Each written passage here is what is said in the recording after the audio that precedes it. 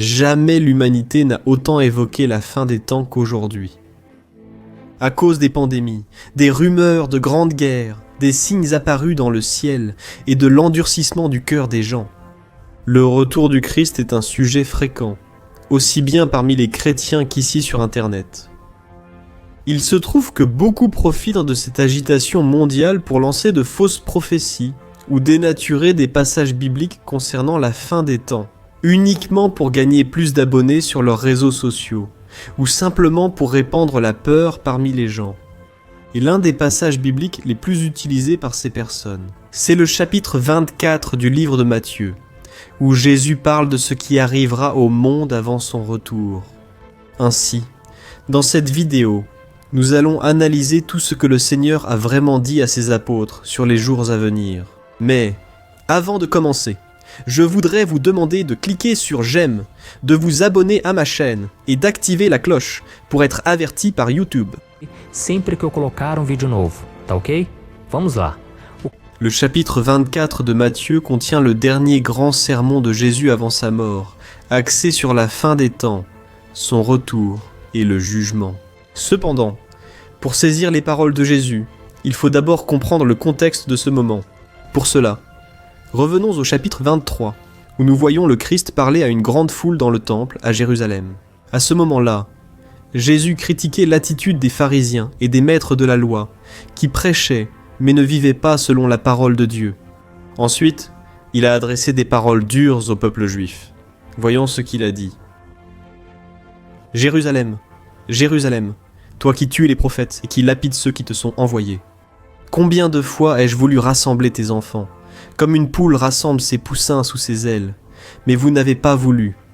Voici, votre maison vous sera laissée déserte, car je vous le dis, vous ne me verrez plus désormais, jusqu'à ce que vous disiez, béni soit celui qui vient au nom du Seigneur. » Et juste après cela, le chapitre 24 commence en racontant que Jésus quitta le temple avec ses disciples, et, au ton de sa prédication, là-bas, il était sans doute encore en colère contre l'infidélité et le manque de foi des Juifs. Alors, quelques minutes plus tard, il commence à prophétiser, disant que rien de tout cela ne resterait debout et que le temple serait bientôt détruit.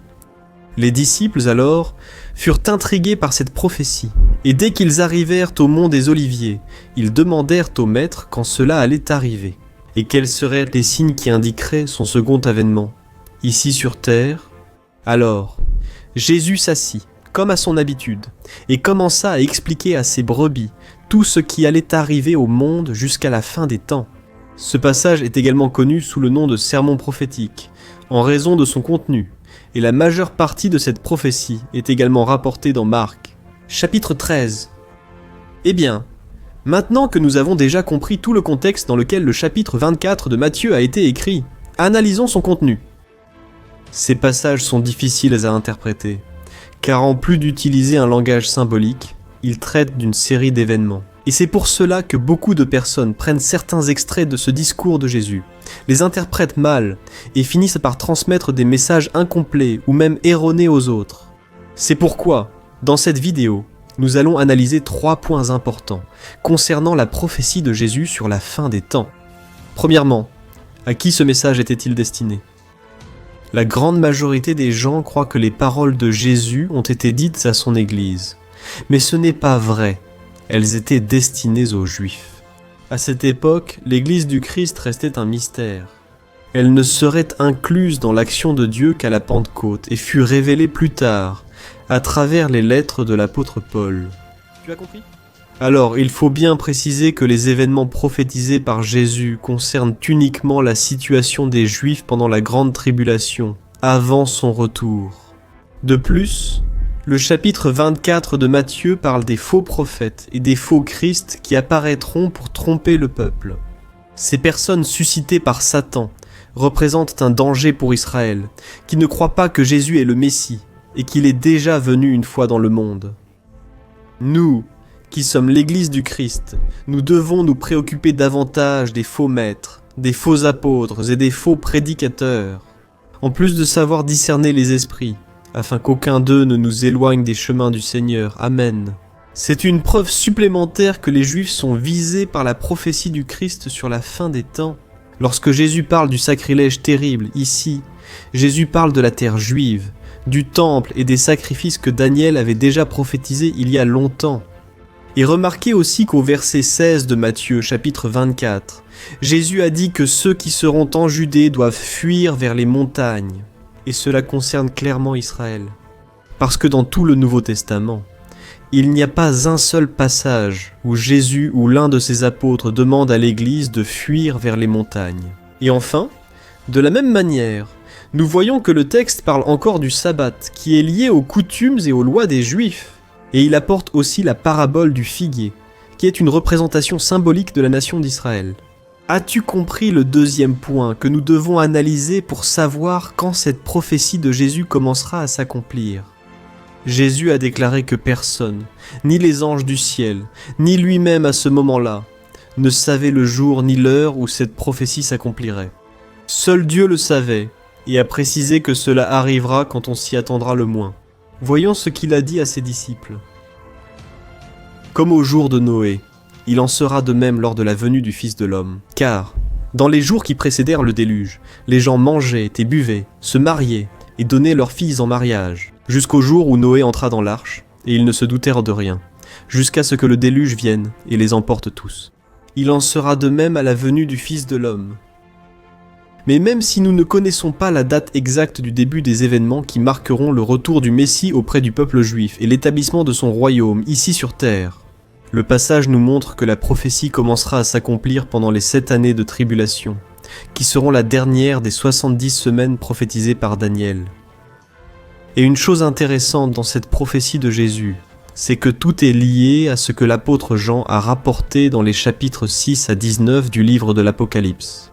Beaucoup croient que l'Église du Christ ne passera par aucun de ces événements, car elle aura déjà été enlevée, préservée de l'heure de l'épreuve.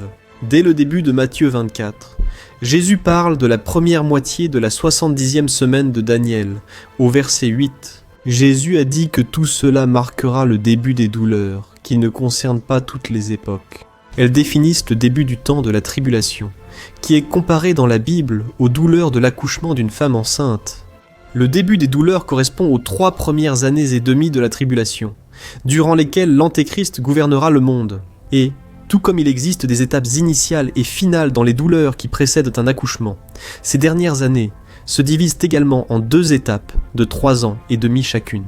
Et remarquez qu'il existe un lien entre les paroles de Jésus dans les versets 4 à 8 et l'Apocalypse. Chapitre 6. Le Seigneur ouvre les sceaux et débute son jugement sur la terre. Analysons cela. Par exemple, dans Matthieu 24,5, Jésus avertit les Juifs sur les faux Christ qui tromperont beaucoup de gens.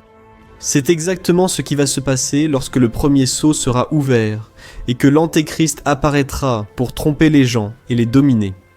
Voyons ce que dit la Bible. J'ai observé lorsque l'agneau a ouvert le premier des 7 sceaux. Alors j'ai entendu l'un des êtres vivants dire d'une voix de tonnerre : « Viens !» J'ai regardé, et devant moi se trouvait un cheval blanc. Son cavalier tenait un arc, et une couronne lui fut donnée. Il chevauchait en vainqueur, déterminé à vaincre. Et ensuite, toujours au verset 5, Jésus parle de guerre et de rumeurs de guerre qui vont arriver. L'ouverture du 2e sceau apportera cela à la terre et mettra fin à la paix. Regardez ce qui est écrit. Quand l'agneau ouvrit le 2e sceau, j'entendis le second être vivant dire : « Viens !» Un autre cheval apparut, rouge. Son cavalier reçut le pouvoir d'ôter la paix de la terre et de faire en sorte que les hommes s'entretuent. Il lui fut donné une grande épée. Et ensuite, au verset 7, Jésus dit à ses disciples que nation se lèvera contre nation et que le monde sera frappé par une grande famine. Et cela est également lié à l'ouverture du 3e sceau de l'Apocalypse. Comparez la prophétie du Christ à la vision de Jean. Quand l'agneau ouvrit le 3e sceau, j'entendis le 3e être vivant dire : « Viens ! J'ai vu un cheval noir devant moi. Son cavalier tenait une balance à la main. Alors j'ai entendu ce qui semblait être une voix au milieu des 4 êtres vivants, disant : « 1 kilo de blé pour un denier, et 3 kilos d'orge pour un denier. Et ne touche pas à l'huile ou au vin. » Enfin, au même verset, Jésus évoque divers événements qui causeront la mort de milliers de personnes. Qu'est-ce qui est lié à l'esprit de mort que le 4e sceau et le 4e cavalier de l'Apocalypse apporteront? Voyons ce qu'a écrit l'apôtre Jean. Lorsque l'agneau ouvrit le 4e sceau, j'ai entendu la voix du 4e être vivant dire « Viens !» J'ai regardé, et devant moi se trouvait un cheval pâle. Son cavalier s'appelait la mort, et l'Hadès le suivait de près. Il leur fut donné pouvoir sur un quart de la terre pour tuer par l'épée, par la faim, par les pestes et par les bêtes sauvages de la terre. Et ce n'est pas tout, frère. Dans les versets 9 à 28 de Matthieu 24, Jésus prophétise sur la seconde moitié de la 70e semaine de Daniel. À cette époque, beaucoup mourront en martyrs, ce qui est lié au 5e sceau de l'Apocalypse. Des phénomènes effrayants et de grands signes dans le ciel à l'ouverture du 6e sceau, et ils annonceront l'arrivée du grand jour de la colère du Seigneur. Beaucoup se trahiront les uns les autres en Israël. De plus, la tromperie et l'impiété augmenteront énormément. L'amour se refroidira, ce qui signifie que beaucoup abandonneront leur foi. Mais Jésus a aussi assuré que celui qui persévérera en lui jusqu'à la fin verra son retour et participera à son règne de 1000 ans. Et un autre point important révélé par Jésus à ses disciples concerne la prédication de l'évangile du royaume dans le monde entier. Mais il ne doit pas être confondu avec l'évangile de la grâce qui est annoncé actuellement. L'évangile du royaume est le message qui sera transmis pendant le temps de la tribulation, par le reste, et par les 144 000 scellés du peuple d'Israël, attirant l'attention sur le retour de Jésus, qui viendra alors pour établir son royaume, comme nous pouvons le voir dans l'Apocalypse, chapitre 7. Et maintenant, j'aimerais revenir avec vous au verset où Jésus parle de l'abomination dévastatrice, ou du sacrilège terrible que j'ai expliqué au début de cette vidéo. Beaucoup pensent que cette prophétie s'est accomplie en 70 après Jésus-Christ, lors de la destruction du temple par l'Empire romain. Ces spécialistes affirment que ce passage concerne la parole de Jésus, annonçant qu'il ne resterait pas pierre sur pierre du temple de Jérusalem. Mais la prophétie ne s'est pas accomplie là, avec l'action des Romains. L'abomination de la désolation ne sera établie que par l'Antéchrist, et elle s'accomplira pleinement et définitivement à la moitié des 7 dernières années. Comme cela ça a été prophétisé dans Daniel, chapitre 12, cette prophétie de Daniel concerne clairement la grande tribulation, faisant référence à un temps de grande angoisse, comme il n'y en a jamais eu auparavant pour le peuple juif.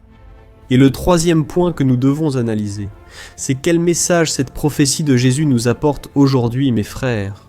Tout ce qui est écrit dans Matthieu chapitre 24 est un avertissement pour nous tous, parce que si la fin des temps est proche, le temps de l'enlèvement l'est aussi.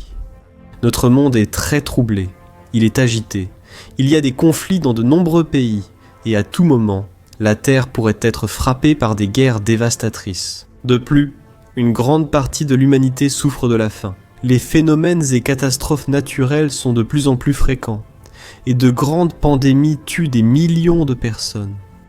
De plus, de nombreux chrétiens sont déjà persécutés à cause de leur foi en Jésus, et beaucoup sont trompés par des personnes suscitées par le diable. En somme, la terre souffre de ces douleurs, comme une femme qui s'apprête à accoucher. C'est pourquoi, mon cher frère et ma sœur, soyez prêts. Ne laisse pas l'ennemi te distraire avec les plaisirs de ce monde, ou ébranler ta foi, d'accord ? Au lieu de cela, continue de suivre Jésus, car lui seul peut te sauver et garantir ta demeure avec lui pour toute l'éternité. Amen, que Dieu te bénisse.